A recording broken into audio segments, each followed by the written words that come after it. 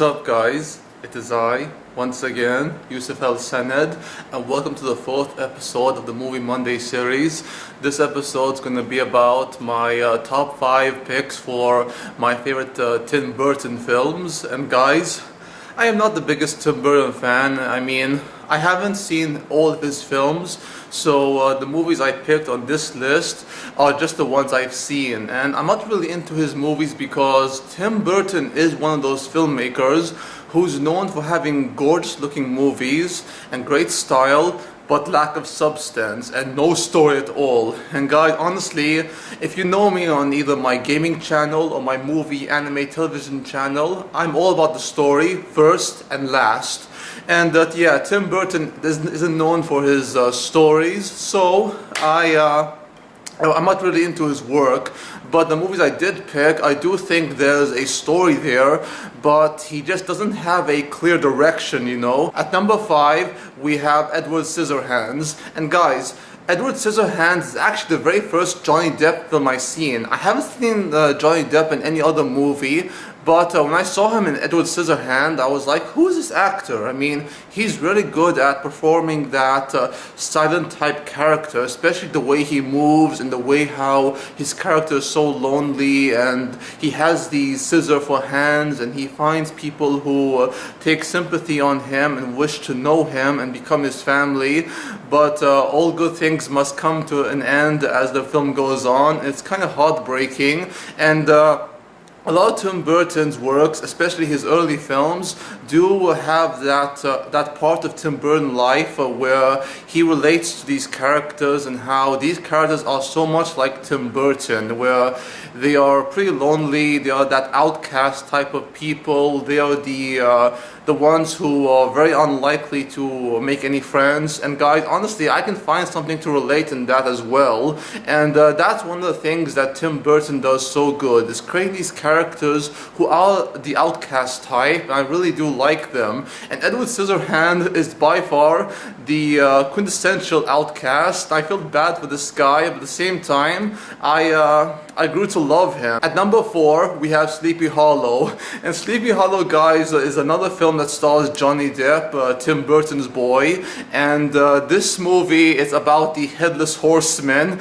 in which Johnny Depp plays a doctor who investigates a series of murder about the Headless Horseman killing. And the Headless Horseman himself is obviously, he's performed by Christopher Walken in terms of his, his facial look. It's a mystery horror that has a great performance by Johnny Depp, a hilarious performance actually, because he isn't playing that hero who's been there and done that. No, he's playing a guy who's obviously very timid and very scared, and he can't stand the sight of blood, and he does a great job alongside Christina Ricci, who is an actress I really love. And this mystery about what happened to the Headless Horseman and why is he terrorizing this town known as Sleepy Hollow is very interesting, and I love the dynamic between Johnny Depp and Christina Ricci. And obviously the Headless Horseman is a really interesting, scary character. I really like him. At number 3, we have Batman, Tim Burton's Batman, and this was the film that actually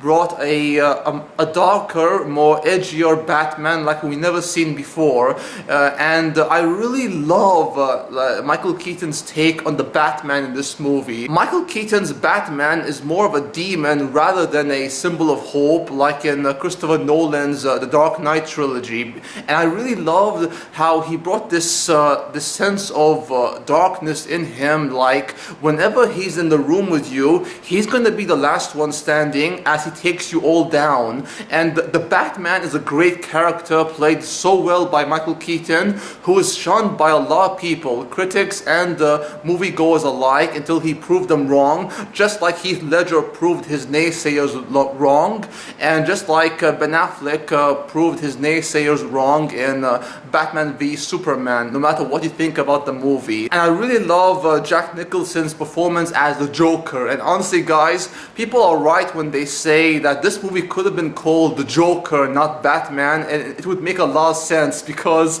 I mean, Batman is there, but he's he's not the main character. It's actually Mr. Jack Nicholson as Mr. J himself, and oh my god, I really love his performance, but there's not much to this movie besides the characters of Batman and Joker. No plot, nor like main conflict, no themes. It looks gorgeous, but that's Tim Burton. He has style over substance, and as much as I love the movie, I really do think this movie has so many flaws, and I really don't like the fact that Kim Basinger, whose character, I think her name is Vicky Vale, all she does is scream. I mean, guys, honestly, there are moments with her character I really do like, but the majority of the film, all she does is scream, scream, scream. It's so annoying, to be honest, but that's Tim Burton's Batman. At number 2, we have Sweeney Todd, and Sweeney Todd is a movie I really love because of the musical aspect of it, and I love Johnny Depp's performance, and Helena Bonham Carter, another Tim Burton girl. Johnny Depp is so brilliant in this film. I really love his character, and I love his duet with Helena Bonham Carter, and I love the music, of course. Johnny Depp brings such life to his character like he does all his other characters. I really love the energy he has in this movie and how he captured Sweeney Todd as a character so well, and Helena Bonham Carter is also entertaining as well, and the movie once again looks good, and I really love the music. It's a very good film and one of Tim Burton's most underrated, if you ask me. And finally, at number 1, we have Big Fish. Without question, my favorite Tim Burton film, and the film that has the most heart of any Tim Burton movies, and that's saying a lot, guys.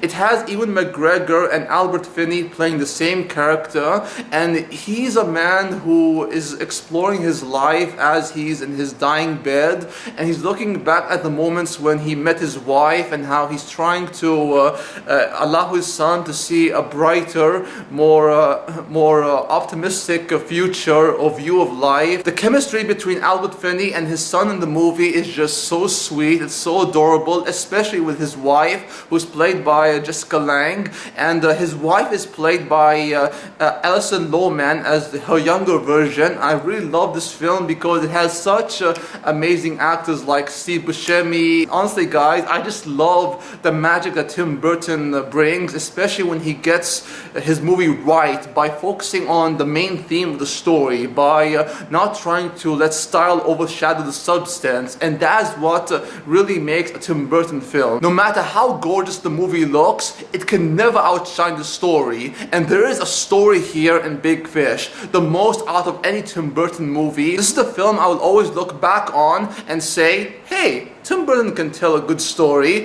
if he gets it right and has focus and consistency. And that's my list of my top 5 Tim Burton movies. Hope you guys like my list, and if you do, please like, comment, subscribe if you wish, and please check out my gaming channel where I do Let's Play series, gaming content, all that kind of good stuff. And guys, I wasn't planning to do this, but I had an idea of doing a thoughts video on The Walking Dead Season 7 Episode 1 premiere. I mean, I saw the first episode of Season 7, and my god, that blew my mind. I'm going to do a separate video on that, just like I did with my Naruto Shippuden thoughts video, and I'll give you guys my thoughts on The Walking Dead premiere. It's really awesome. And that's it, guys. Thank you for watching the 4th episode of the Movie Monday series. Hope you enjoy. Until next time, peace out, take care, adios, amigos, au revoir, and sayonara.